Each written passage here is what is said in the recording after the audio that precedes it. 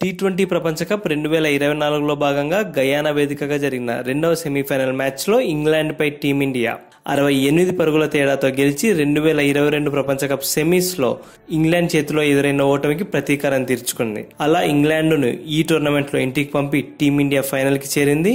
శనివారం రోజున సౌత్ ఆఫ్రికాతో ఫైనల్ మ్యాచ్ని ఆడబోతోంది. టీమిండియా బ్యాటింగ్ సమయంలో హిట్ మ్యాన్ హాఫ్ సెంచరీతో సూర్య 47 పరుగులతో అదరగొట్టగా ఆ తర్వాత బౌలింగ్లో టీమిండియా స్పిన్నర్లు రెచ్చిపోయారు. ముఖ్యంగా కుల్దీప్, అక్షర్ పటేల్ పోటీపడి వికెట్లు తీసి ఇంగ్లాండ్ను ఏ దశలోనూ కోలుకొనివ్వలేదు.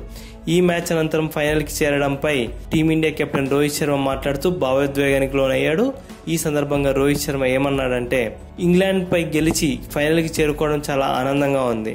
టాస్ ఓడిపోయినా మాకు మంచే జరిగింది. మేము ఈ వికెట్ పై మొదట బ్యాటింగ్ చేయాలని అనుకున్నాము. ఇక కీలక సమయంలో నా బ్యాటింగ్ జట్టుకు ఉపయోగపడడం చాలా ఆనందంగా ఉంది.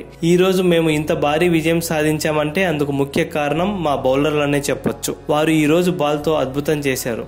ముఖ్యంగా అక్షర్ పటేల్, కుల్దీప్ యాదవ్ అద్భుతంగా బౌలింగ్ చేసి ఇంగ్లాండ్ బ్యాట్స్మెన్ను ముప్పు తిప్పలు పెట్టారు. బట్లర్ని అక్షర్ పటేల్ అవుట్ చేసి ఇంగ్లాండ్పై ఒత్తిడి పెంచాడు. అక్కడి నుండి వారు కోలుకోలేకపోయారు. మొత్తంగా ఇది జట్టు సమిష్టిగా సాధించిన విషయం. ఫైనల్కు రాగలిగామంటే అందుకు జట్టులో ప్రతి ఒక్క ఆటగాడు చాలానే కృషి చేశాడు. ఇక కోహ్లీ ప్రదర్శనపై మాకు ఎలాంటి ఆందోళన లేదు.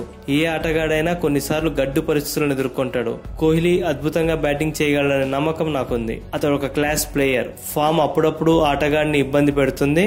అయితే కోహ్లీ లాంటి ఆటగాడు జట్టులో ఉండటం చాలా అవసరం. కోహ్లీ ఒక బిగ్ మ్యాచ్ ప్లేయర్. ఈ విషయం ఎవరు మర్చిపోకూడదు అని రోహిత్ చెప్పుకొచ్చాడు.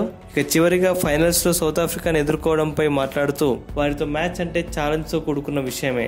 దక్షిణాఫ్రికా జట్టు కూడా ఈ ప్రపంచ కప్ లో వరుస విజయాలతో ఫైనల్ కు దూసుకొచ్చింది. అలా అని మేము వారిని చూసి భయపడటం లేదు. వారిని ఎదుర్కోవడం అనేది సవాలుగా స్వీకరిస్తాం.